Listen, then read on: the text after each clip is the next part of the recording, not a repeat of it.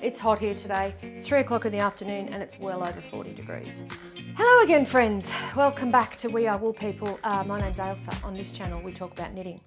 I'm going to bring you today another hot or not pattern roundup, but you might recall last week there were no garments in the top 10 patterns for 2025 as sorted by highest number of projects. So today I'm only going to do the sweaters. So what we're going to look at today is the top 10 patterns sorted by highest number of projects that were logged on Ravelry that were released in 2025 and were not free. If I look at only Hot Right Now, it takes into account the number of views only. If I look at most popular, I believe it takes into account the number of views and the number of people who have favorited the project. So I think it's quite useful to know who has actually made these projects, who's actually made these patterns, because that I think is a testament of a pattern's popularity, not by just looking at it and liking it, but by actually putting your money where your mouth is and making it, right? Anyway, so that's what we're going to do. And I am going to go from number 10 to number 1 because we'll make it a countdown. Phew, with all that out of the way. A quick disclaimer. All the opinions mentioned on this video today are my own, and you are of course entitled to your own opinion as well. If you disagree with me, please let me know in the comments. I'd like to know what you think about these patterns as well. And on that note, let's crack on. Oh, another thing I'll quickly say. When I'm talking about patterns here, I'm actually talking about the designer's pattern. I'm definitely not talking about individual projects on Ravelry. So let us get these top 10 patterns out of the way and then I'm going to go for a swim. Number 10, Kintra by Rebecca Clow. I'm a huge Rebecca Clow fan. I watch her podcast religiously, although I must admit I do actually slow it down a little bit. And sometimes, I'm not going to lie, I actually don't understand what she's saying. But I do love her designs and I really love this Kintra. The Kintra pattern again is another pattern that was designed as the perfect use for an advent, and it was released in February 2025. My friend Donna made one. I'll put a picture of it up here. It's really, really gorgeous. The one that I was really, really in love with and wanted to do was one like this mohair one that's here in the pattern testers pictures. And I really do love Rebecca's navy, beige, grey and what is it? Cream one here. The Rebecca Clow Kintra pattern, is it hot or not? I think it is hot. Pattern number 9, The Finest Kind by Alicia Plummer. Now, Alicia Plummer is another really well-known and long-standing knitwear designer. This is one of the very few men's patterns that I've ever reviewed in this Hot or Not series, and so I really take my hat off to Alicia for designing a fantastic, really kind of unisex, sort of masculine looking jumper. In the pattern description, Alicia talks about this pattern being designed for a casual, relaxed weekend away where you're round the campfire with good friends and, you know, with your jeans rolled up and no shoes on. And it's sort of got a fisherman's Gansey type of look about it. It's designed in an Aran weight at a 16 stitch gauge, and it's shown here in the pattern photos on both a man and also worn as a kind of boyfriend sweater by a girl here with a baseball cap on. The photo shoot for this pattern is absolutely beautiful. I mean, it's taken on a coastal retreat somewhere on a sort of autumn day, and it's been modelled here by both a guy and a girl. I really like this pattern. I think it's really hard to find an everyday wearable men's pattern that's got a sort of understated kind of casual vibe, and I think Alicia's really hit the nail on the head here. Is The Finest Kind sweater by Alicia Plummer hot or not? I think it is hot. Pattern number 8, The Fiorellino by Isabel Kramer. And this pattern has been knitted by 520 people. Isabel Kramer, another one who has been around for a really long time and designs lots of t-shirts and lightweight garments, often in a fingering gauge, and often they have lace work or various designs around the yoke. Sorry, but I think I'm going to have to go and put shorts on. I've got trousers on and I'm just literally pouring with sweat. I've got to go and cool down. Won't be a sec. Okay, so where were we? The Fiorellino by Elizabeth Kramer.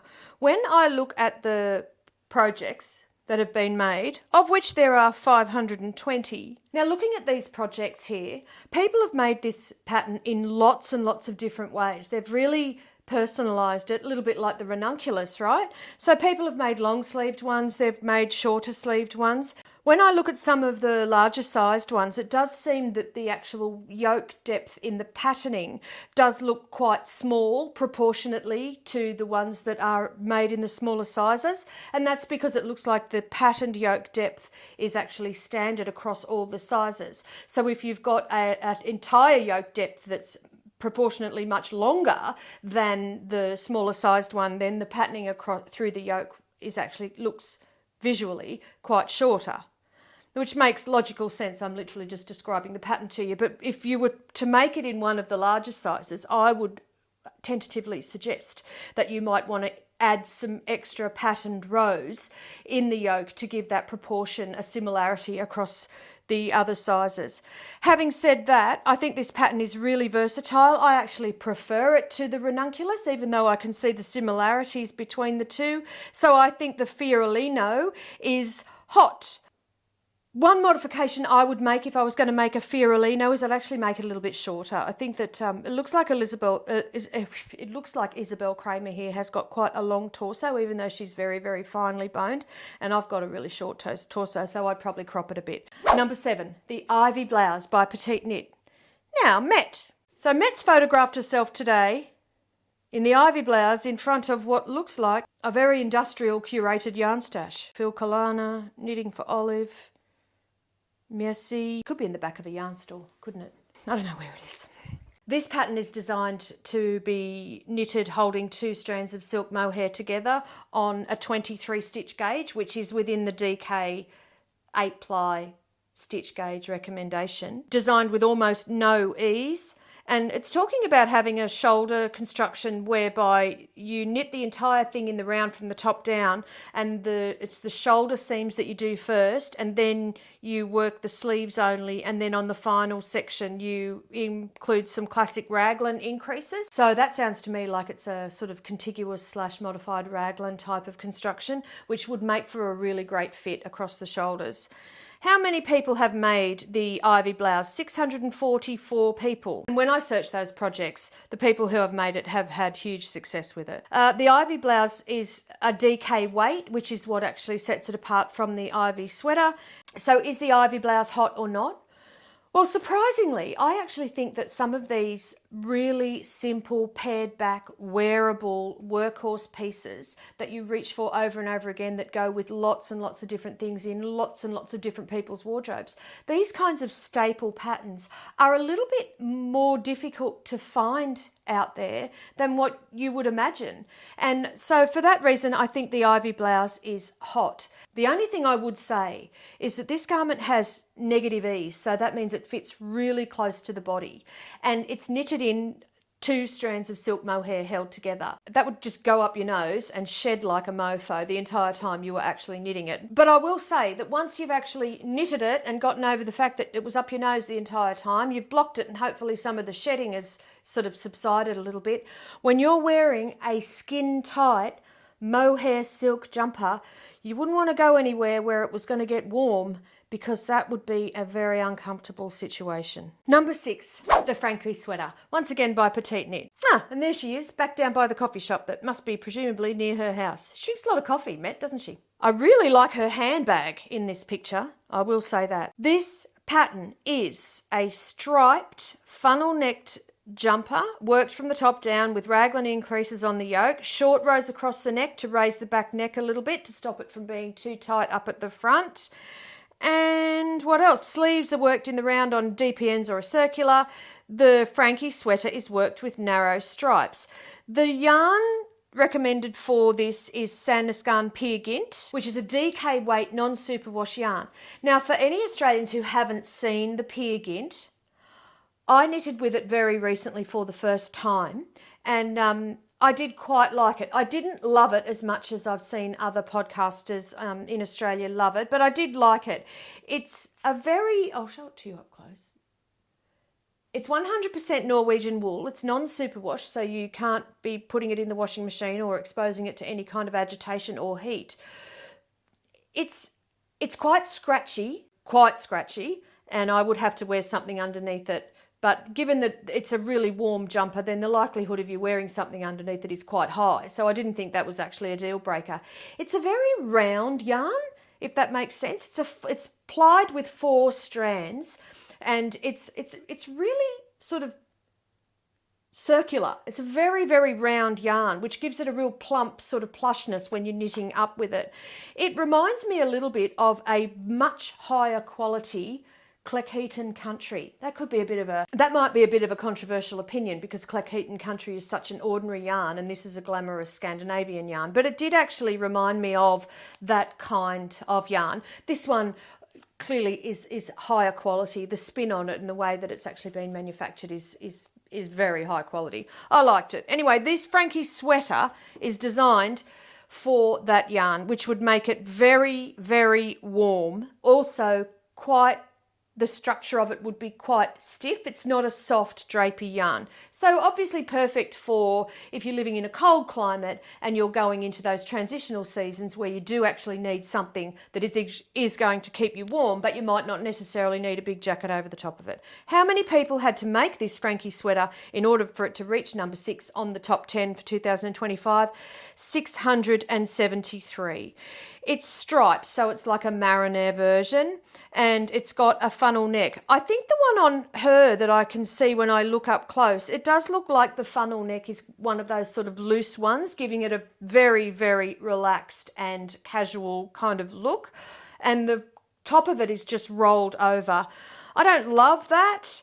And I also think that the stripes that are actually so close together give it a kind of a bit of a sort of a cartoon jailbird look. Is the Frankie Sweater hot or not? To be honest, I don't love it. I don't think the Frankie Sweater is hot. I had to sit down, sorry, I'm getting old. Pattern number 5, King Salmon by Caitlin Hunter. I've got a bit to say about this pattern. The first thing I'm going to say is the patterning depth of this yoke is at least 35 centimetres long. I've got a very, very short torso.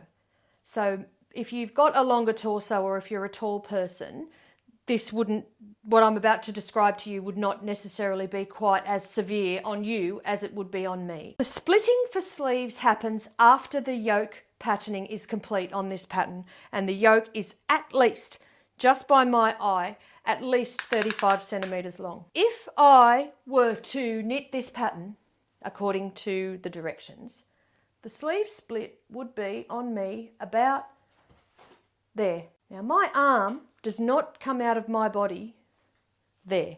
It comes out of my body here.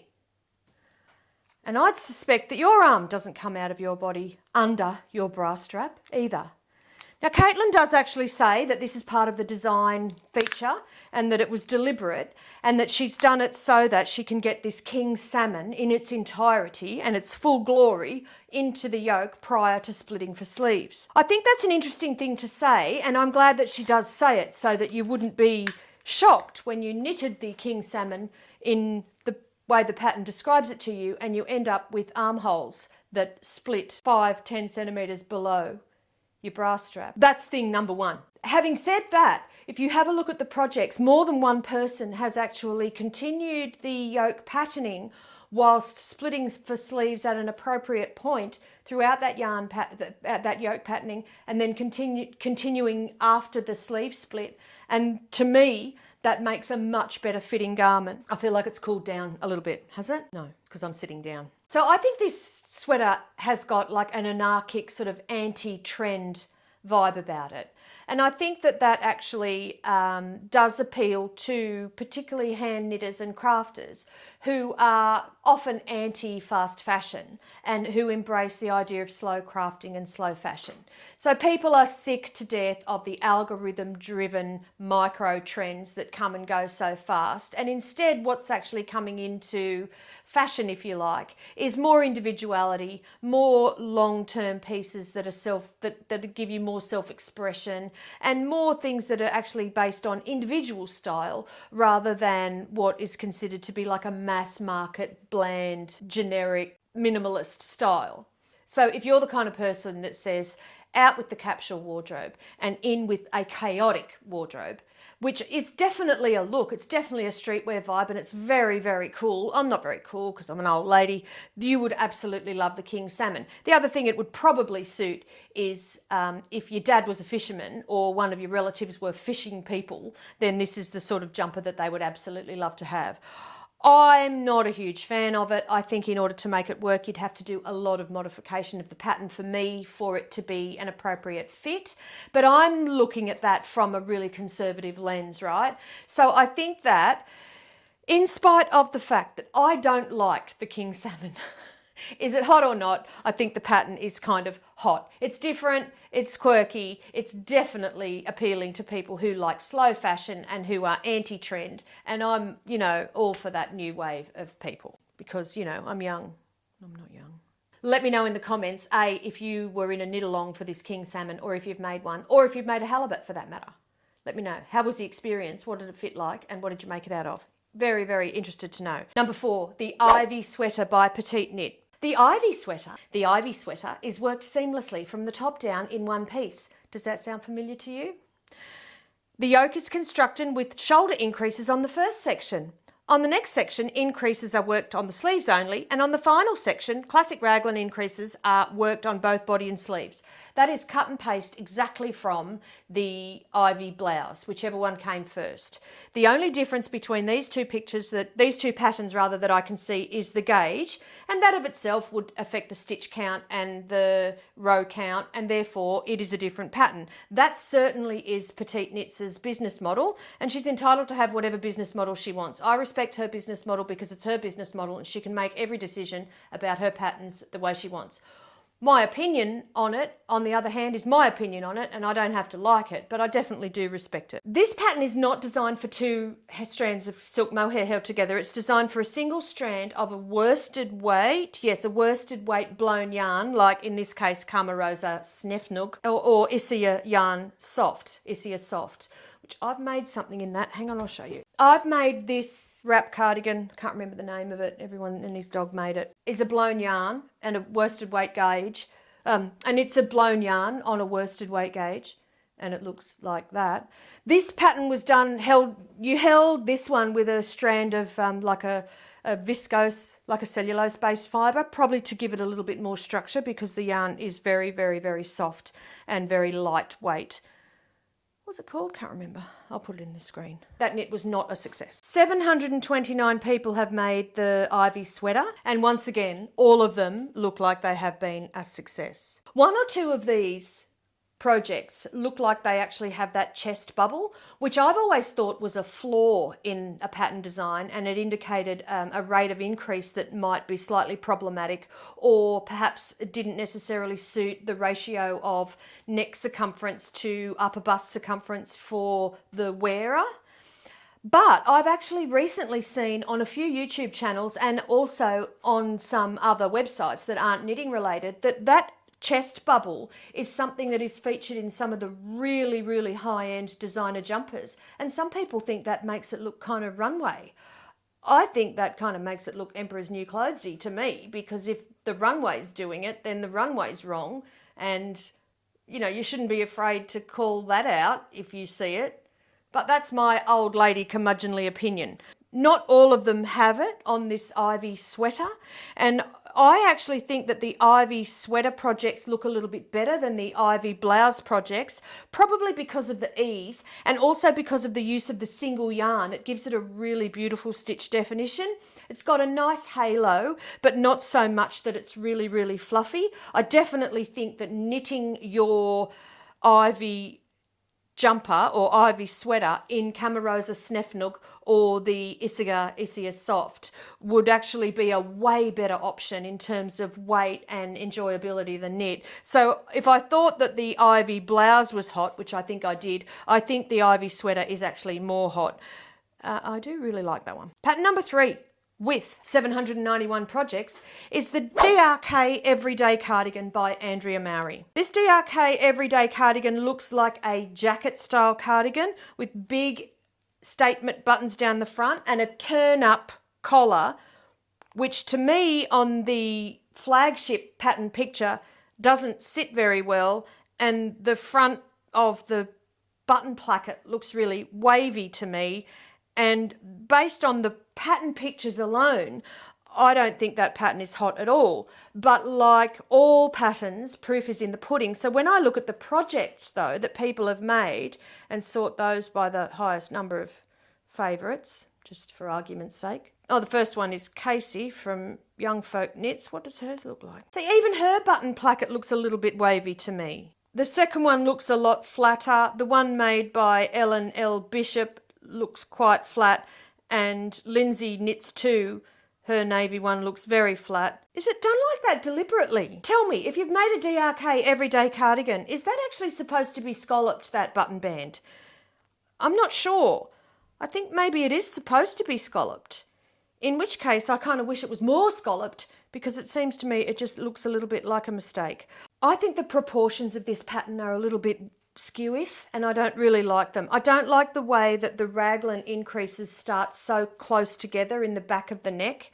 I think it's got too many buttons for the proportion of the front of the jacket, and I don't think that that button placket looks like it sits very well. And I also think that the stand-up collar, Andrea Mowry could be one of the most photogenic humans on the planet, don't you think? I love the way her husband photographs her always in the woods somewhere with this fantastic natural backdrop behind her. And she's got an enormous range of really eclectic, quirky pieces to style her knits with. She really is so photogenic and so beautiful, isn't she? However, the DRK Everyday Cardigan, I do not think it is hot. I'm sorry, Andrea.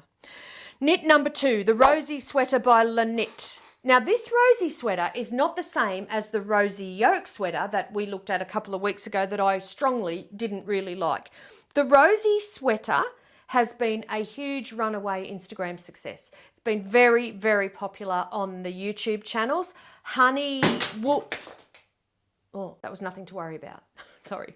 Honey Wool Wonders from Melbourne made a really incredible one where she used a natural colour for the leaves as well as the roses on hers. It came out absolutely gorgeous, and I'm sure you've seen Lovely Day Knits one, Alicia's one that she made in the beautiful Cardiff cashmere. It also looks fantastic, and there are many, many others out there that look amazing. So this pattern is actually knit from the top down, but parts of the colour work are actually knit back and forth. I think that you would definitely, if you weren't an experienced colour work knitter, you'd have a bit of trouble with your gauge there once that transitioned into knitting into the round. You'd have to be very, very careful and very mindful that your back and forth gauge on the colour work was the same as the in the round colour work. Same with the sleeves. I'm not sure. If you've knit a Rosie sweater, can you let me know whether I'm barking up the wrong tree here? Is some of the colour work knitted back and forth, or is it actually knitted all in the round? I think you could probably do a top-down raglan version of it, but this is not. It's a drop sleeve, isn't it? Yeah, it's a drop sleeve. I really do suspect that some of this colour work is knitted back and forth. I might go back to Lovely Day Knits' video and have a good look. Is the Rosie sweater hot or not? Well, I've got to say, I do think these roses look really great, and I think some of the colour work that people have done with it has been great as well. So yes, I do think the Rosie sweater is hot. See, I've only not liked one of them today. No, we're about to say 2. Pattern number 1, Ooey Gooey by Andrea Mowry. I think the reason this pattern is number 1 is because it was the Rhinebeck sweater, and a lot of people go to Rhinebeck and they want to go up on the hill and get the Rhinebeck sweater photo because people love pack mentality, and for that reason I think that's why 1,071 people have made the Ooey Gooey. I mentioned the other day that I don't actually love the name Ooey Gooey. It kind of just gives me a little bit of the ick.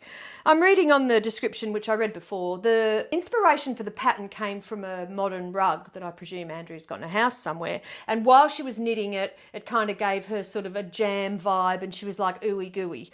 The idea of jam running anywhere freaks me out. Someone's got to clean that up, and that someone's going to be me. That literally gives me more anxiety thinking about running jam than the ick it gives me by the ooey gooey. So I'm not on board with the name of this pattern. The motif of it though, to me, it actually lends itself to quite a lot of different aesthetics, because you could choose a really, really sort of low contrast color palette and you could make something that's really understated and sort of more sophisticated, or you could go again fully chaotic and choose something in really bright colors or clashing colors or really, really vibrant colors, and then get something with a lot of self-expression and a lot of originality. So, you know, for that reason, I think the versatility of it is a really great pattern. Plus, it is sport weight, which is my favorite weight of yarn. But I did something earlier. I priced out how much it would cost to make a Ooey Gooey sweater in the yarn that Andrea Mowry recommends. And she often recommends the Farmer's Daughter range of yarns and the Spin Cycle range of yarns. To make the smallest size of the Ooey Gooey pattern in US dollars, buying this yarn from from the Farmer's Daughter directly would be $260 US. To make the largest size, and the pattern is really size inclusive, she's great like that. To make the largest size in the recommended yarn, it would be $520 US. Are people talking about that? That the yarn that Andrea Mowry consistently recommends is unbelievably expensive. Certainly in Australia, if you want to buy a skein of Spin Cycle dyed in the wool yarn, you're looking in excess of $60 for a 200 yard skein.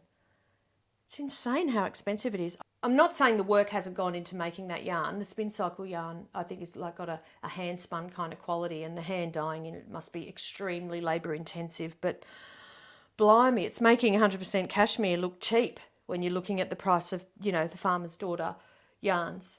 So, number one, the Ooey Gooey sweater by Andrea Mowry. Do I think it's hot? No, I don't. The top 10 sweaters for 2025 in 1 minute. Number 10, the Kintra by Rebecca Clow with 406 projects. Hot or not? Hot. Number 9, The Finest Kind by Alicia Plummer. It's a men's pattern. Aaron Waite, 420 projects. Hot or not? Hot. Number 8, Fiorellino by Isabel Kramer. Fingering weight cardigan, 520 projects. Hot or not? Hot, but I do wish it was a little bit more cropped. Number 7, the Ivy Blouse by Petite Knit. 2 strands of silk mohair held together for a close-fitting garment. Would be unpleasant knitting, I think. I think it'd go up your nose, and I do think that it would have limited use for actual wearing. 644 projects. Hot or not? Hot. Frankie Sweater by Petite Knit, 673 projects. I think that it's got a bit of a prison vibe, and I don't love the neck. Hot or not? Not hot. Number 5, King Salmon, Caitlin Hunter, 715 projects. With its anarchic kind of thumb your nose at ordinary fashion and its fish girl kind of vibe or sardine trend. Hot or not? Number 4, Ivy Sweater by Petite Knits, worsted weight made with Snefnug. I actually prefer that over the Ivy Blouse. Hot or not? Hot.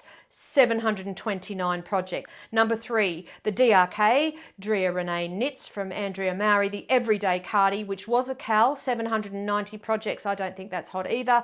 Number 2, the Rosie Sweater by Lanit. Notwithstanding that there is, I think, colour work going forwards and backwards, which would not be very pleasant, I still think that the Rosie Sweater is hot. And number 1, Ooey Gooey, again by Andrea Mowry. Is it hot or not? I do not think it's hot. No, not hot. So let me know in the comments what you think about these patterns. Do you think they're hot or not? Have you made any of them? And is the Rosie Sweater back and forth colour work? All of that. Love the comments. I do try and reply to everyone. I definitely read every single one of them. Thank you very much for joining me. I think next week we might do crochet, or I might sneak crochet in as a little bonus video during the week. And for 2025, we'll go back to ordinary programming next week, just looking at what is hot right now. I think I might change it down to a fortnightly roundup though, because otherwise we'll be looking at the same patterns week after week after week. The Ravelry patterns can be sorted and split into many, many different iterations. So if you've got any suggestions for like designers you'd like to see the top 10 of, or maybe particularly pattern genres that I haven't listed today, like maybe only men's patterns. Someone did mention to me that they'd like to see me do a toy pattern roundup, and I could do that, and I probably will because someone asked me to, and I'm a people pleaser, but I don't know anything about knitting toys. I've only knitted a couple of gnomes in my life, and so I don't know that I'd be an expert on that. I feel a little bit like that about crochet. I can crochet, but I feel like a bit of a crochet fraud most of the time. So, in the meantime, be good. I'll see you next time. Bye. To all my new subscribers, welcome. I'm going to do an ordinary podcast tomorrow if it's not 40 degrees, and I won't be wearing this hot pink silk jacket because you sweat like mad in silk, I've discovered today. She's been crying because I haven't been sitting with her.